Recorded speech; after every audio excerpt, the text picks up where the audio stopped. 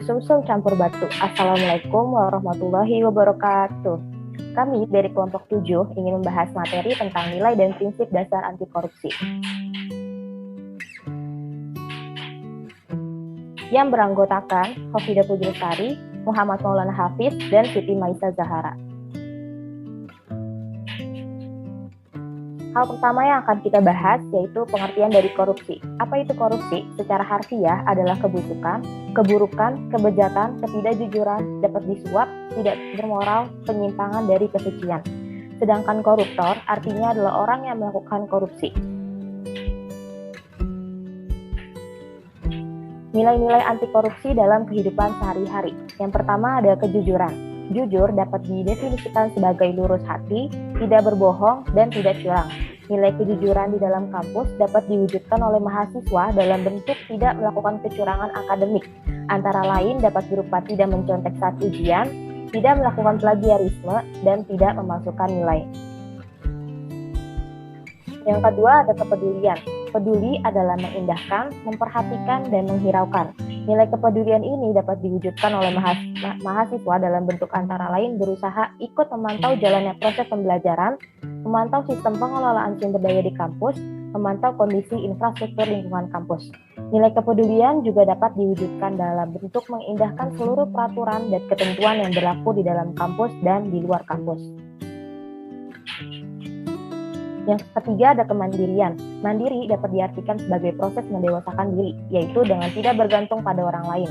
Nilai kemandirian dapat diwujudkan antara lain dalam bentuk mengerjakan soal ujian secara mandiri dan mengerjakan tugas-tugas akademik secara mandiri. Yang keempat ada kedisiplinan. Disiplin adalah ketaatan atau kepatuhan kepada peraturan. Nilai kedisiplinan ini dapat diwujudkan antara lain dalam bentuk kemampuan mengatur waktu dengan baik, kepatuhan pada seluruh peraturan dan ketentuan yang berlaku di kampus, mengerjakan segala sesuatunya tepat waktu, dan fokus pada pekerjaan. Yang kelima ada tanggung jawab. Tanggung jawab adalah keadaan wajib menanggung segala sesuatunya. Penerapan nilai tanggung jawab antara lain dapat diwujudkan dalam bentuk belajar sungguh-sungguh, lulus tepat waktu dengan nilai baik, mengerjakan tugas akademi dengan baik, menjaga amanah dan kepercayaan yang diberikan. Kemudian yang keenam yaitu kerja keras. Bekerja keras didasari dengan adanya kemauan, ketekatan, ketekunan dalam diri. Kerja keras dapat diwujudkan oleh mahasiswa dalam kehidupan sehari-hari. Misalnya dalam melakukan sesuatu, menghargai proses bukan hasil semata, tidak melakukan jalan pintas, belajar dengan mengerjakan tugas-tugas akademik dengan sungguh-sungguh. Kemudian yang ketujuh, sederhana. Sederhana yang dimaksud dalam hal ini adalah gaya hidup untuk tidak hidup boros, hidup sesuai dengan kemampuannya dan dapat memenuhi semua kebutuhannya.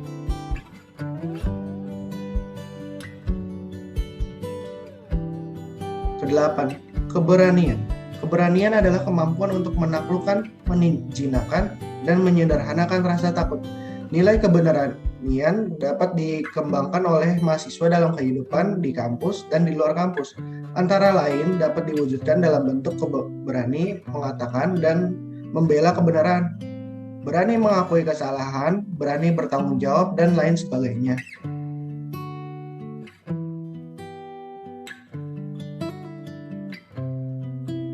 Yang terakhir, yang ke-9, keadilan.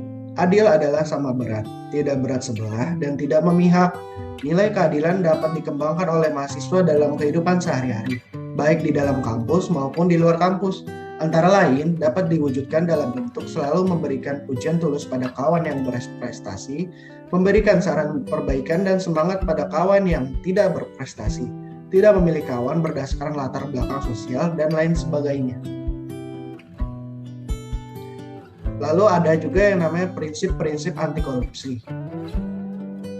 Yang pertama adalah akuntabilitas.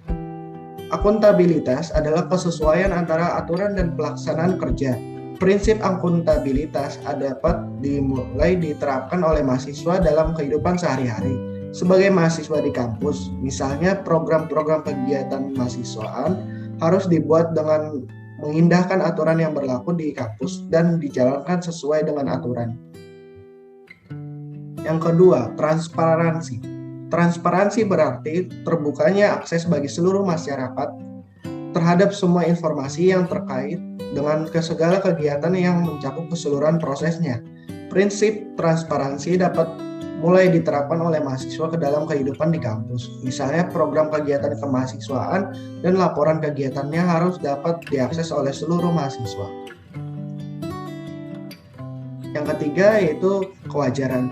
Prinsip fairness atau kewajaran ini ditujukan untuk mencegah terjadinya manipulasi atau ketidakwajaran dalam penganggaran. Misalnya dalam penyusunan anggaran program kegiatan kemahasiswaan harus dilakukan secara wajar. Demikian pula dalam menyusun laporan pertanggungjawaban harus disusun dengan penuh tanggung jawab. Lalu kebijakan. Kebijakan ini berperan untuk mengatur tata interaksi agar tidak terjadi penyimpangan yang dapat merugikan negara dan masyarakat. Misalnya, dalam membuat kebijakan atau aturan main tentang kegiatan kemahasiswaan harus mengindahkan seluruh aturan dan ketentuan yang berlaku di kampus. Lalu ada kontrol kebijakan. Prinsip kontrol kebijakan merupakan upaya agar kebijakan yang dibuat betul-betul efektif dan mengeliminasi semua bentuk korupsi. Misalnya dengan melakukan kontrol pada kegiatan kemahasiswaan, mulai dari penyusunan program kegiatan, pelaksanaan program kegiatan, sampai dengan pelaporan.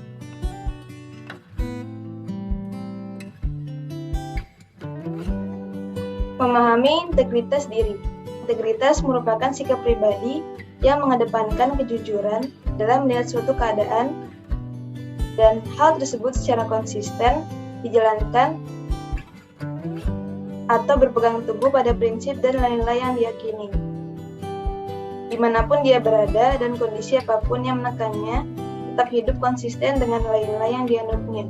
Orang yang memiliki integritas diri mampu memberi pengaruh besar dan positif dalam kehidupan, bahkan untuk generasi penerus mereka, melalui keteladanan dan apa saja yang mereka selalu perjuangkan. Faktor penyebab korupsi. Yang pertama, faktor internal. Sifat tamak manusia. Yang kedua, moral yang kurang kuat menghadapi godaan. Yang ketiga, gaya hidup konsumtif. Dan yang terakhir, tidak mau atau malas bekerja keras. Selanjutnya, ada faktor eksternal. Yang pertama, aspek pemahaman masyarakat terhadap korupsi. Yang kedua, aspek ekonomi. Yang ketiga, aspek politis. Dan yang terakhir, aspek organisasi. Upaya pencegahan. Yang pertama, membangun supremasi hukum yang kuat. Yang kedua, menciptakan pendidikan anti korupsi. Yang ketiga, membangun pendidikan moral dari kecil. Dan yang terakhir, pembekalan pendidikan religi yang intensif. Cuci tangan sampai bersih. Cukup sekian, terima kasih. Wassalamualaikum warahmatullahi wabarakatuh.